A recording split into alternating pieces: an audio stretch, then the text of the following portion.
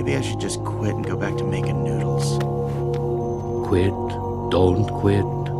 Noodles, don't noodles. You are too concerned with what was and what will be. There's a saying, yesterday is history. Tomorrow is a mystery, but today is a gift. That is why it is called the present. What's the matter with you? Tomorrow. Let's do it tomorrow. There is no tomorrow. There is no tomorrow. There is no tomorrow. You wake up on a morning, it's cold, it's wet, it's dark, you've got no cartilage in your knee, you've got shitty shorts, whatever it is that's the issue today. Keep talking. I need you to keep talking about what you were just saying. It's warm on the couch. That's Your it. missus says stay in That's bed. it.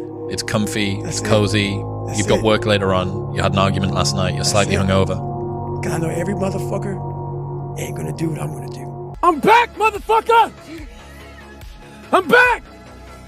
All of this fucking solitary confinement shit got me back. Bad times. All around you's crumbling. And all those have quit. Ask me what the fuck you are. I got a lot of more miles to go before I sleep. Whether you like it or not, from the time you wake up to the time you go to bed, a lot of us are at war with ourselves. And within that war, you have several battles. Those battles are basically choices. No, I'm not talking about a war that you might find in the Coliseum. I'm talking about a war that's in your brain. That war exists because life has so many choices. And within those choices, you gotta make right decisions. But you know what? Fuck that. When the alarm goes off in the morning, you don't have to wake up. Don't wake up, don't worry about that. When you're in school, you know what? Fuck that, man. It's too hard to study, so don't study. You know what? Don't eat healthy, because you don't have to. So guess what? When you fail, don't blame your mom, don't blame your dad, don't blame teachers. Only person you have to blame is yourself. And you have to come to the realization very clearly that you fucked up and you got yourself stuck. So whatever you're doing, you have to do it like your life depends on it. And whether it is you're trying to be an author and if you're gonna try to be an author and you're working 8 hours a day plus commuting plus family responsibilities or whatever else you have, whatever time that you have to attack like you're trying to save the world. You're trying to save your life. You don't want to drown. That 1.5 hours a day that you have to write, God damn, you better be caffeinated and motivated. You got to go. You got to get after it. And you got to have discipline. Most people don't have those things. Most people don't understand what it's like to really go for something. And to know that the consequences of not doing that are horrific. You want to tell yourself the truth, but you want to tell yourself the truth in understanding and forgiveness. But then at the same time, I have to tell myself that you're a human and you made it right and you're making it right and it's okay. It's okay. Wherever you've been in the past that's bad, if you're not still there, your companion, which is yourself, needs to feel free to tell you it's okay. That was a bad place to be. That was a bad person to be. But you're not that person anymore, and you're not in that place anymore. But if you're with yourself, and yourself is always beating you up, you're not going to want to be with yourself. If I'm sitting out here by myself in the evening, by a fire, cup of coffee and a cigar, and I'm constantly beating myself up over my failures in the past, I'm not someone that I want to be alone with. The next thing I would want from a companion is I would want someone who is encouraging, who sees the possibility in the future, who gently pushes me and encourages me to get out of the rut, to get out of the hole, to get out of the sheepfold, to get out of the swamp that I'm in, and to move on and do better. You want someone who's going to encourage you. Well, if you don't have somebody who's going to do that, become that somebody.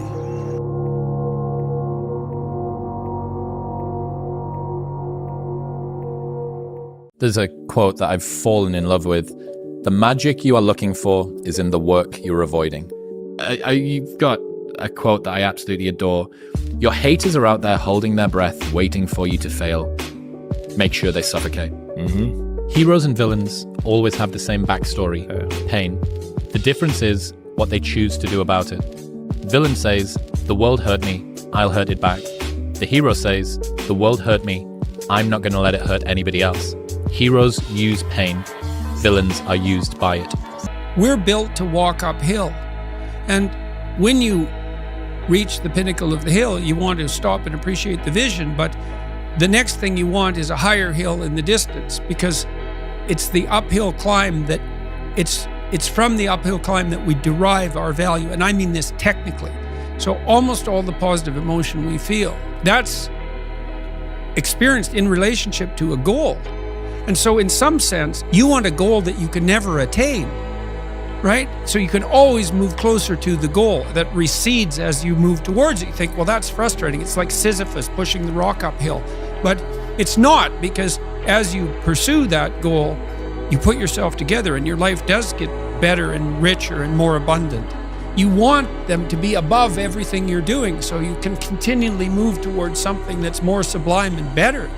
That's what you are. You're here to live, not to sleep. Because you wouldn't have prayed like you pray had you not been hurt. You wouldn't love like you love had you not been hurt, because you know what it's like to hate somebody. So you refuse to go down that path. Feelings has nothing to do with it. This is my dream. This is what I'm going to do. And I'm going to do the things that I don't feel like doing. I'm going to do the things I don't want to do. I'm going to do the things that don't come easy to me, that do not come natural to me. I'm going to get up and do it. You can't live your life on feelings. You cannot let your feelings dictate what you are or are not going to do today. Let me tell you something, homie. These women ain't going nowhere. These clubs, these parties, all this shit ain't going nowhere.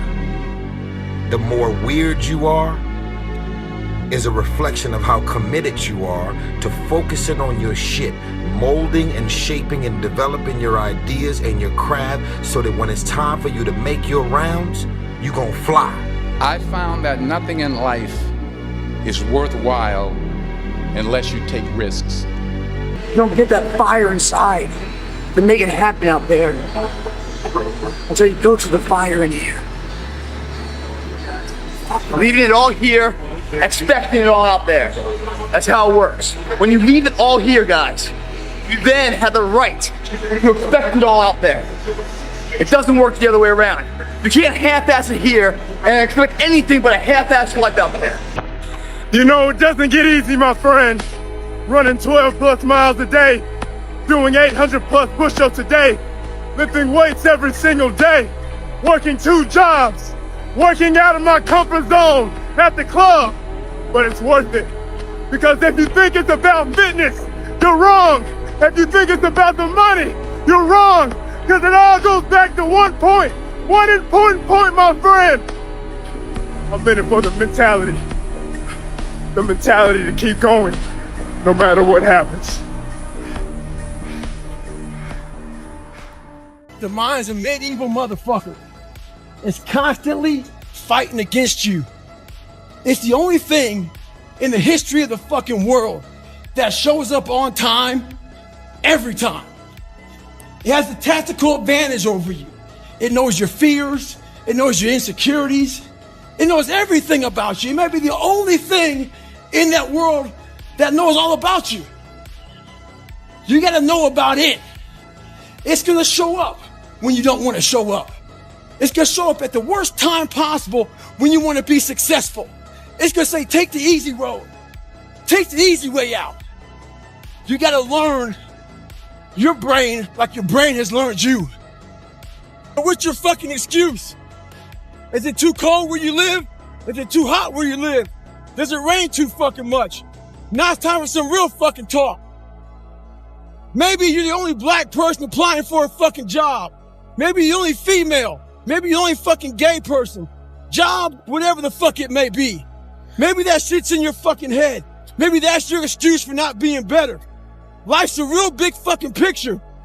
When I was young, all those things got in my head. Black, fucking not smart enough, single mom, all that bullshit owns space in my head.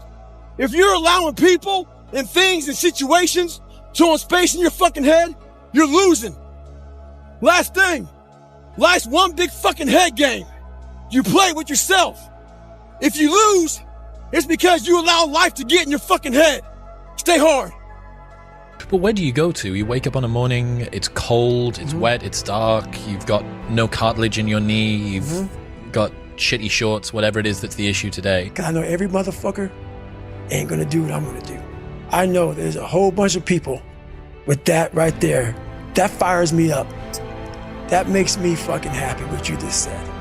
That brings joy to my life right there. Why? Because I know there's so many people that have the ability and just refuse to get off that couch. Refuse to study a few more hours. Refuse to go deeper, to go further. And that's where I gain the advantage. It's so easy to be great nowadays, my friend, because most people are weak. I get happier about the harder it is because I know that no one else will follow. It's a selection effect. And I think if you can shift from this is hard to no one else will be able to do this, then it flips from being this thing that you're like, oh, poor me, to oh, poor everyone else who's gonna have to fucking try. Be the guy who embraces the ugly, the miserable. Be the guy who embraces hard work, the grind. Don't be afraid of being hurt. Don't be afraid of sacrificing some blood. There was probably 100 days where I didn't want to do anything. I wanted to stay in the pool or stay in my bed and not get out. But those were the days where you have to. You have to get up and do something, because I think that's really what separates the good from the great. The greats do things when they don't always want to do them. Nothing should be easy. If it's easy, it's not going to be worth doing.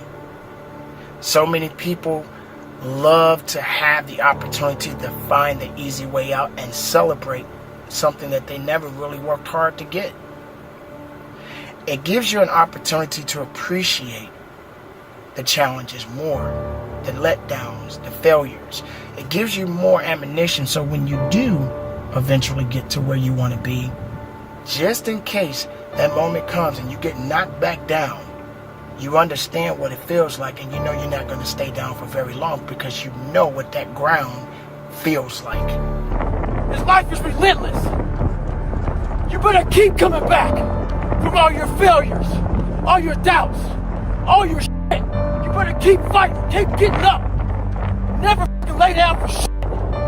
That's one thing we should all agree on. If you've been broken once, you know how that feels. That means try and break me again. One thing in life, suffering has no expiration date. It don't give a if you're black, white, poor, rich, where you come from, how you were raised. It will keep coming after you. Stay hard.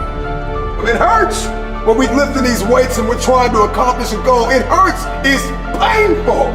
It's daunting. It's cumbersome. I don't want to do it. I'm sweating. I'm bleeding. I'm crying. I'm suffering. But after I've suffered, there is a reward. So we spend too much time thinking about how bad it hurts instead of how good the future will be after the pain. And so after the blood, after the sweat, after the tears, after I've cried all I'm gonna cry, I want to use the pain to my advantage.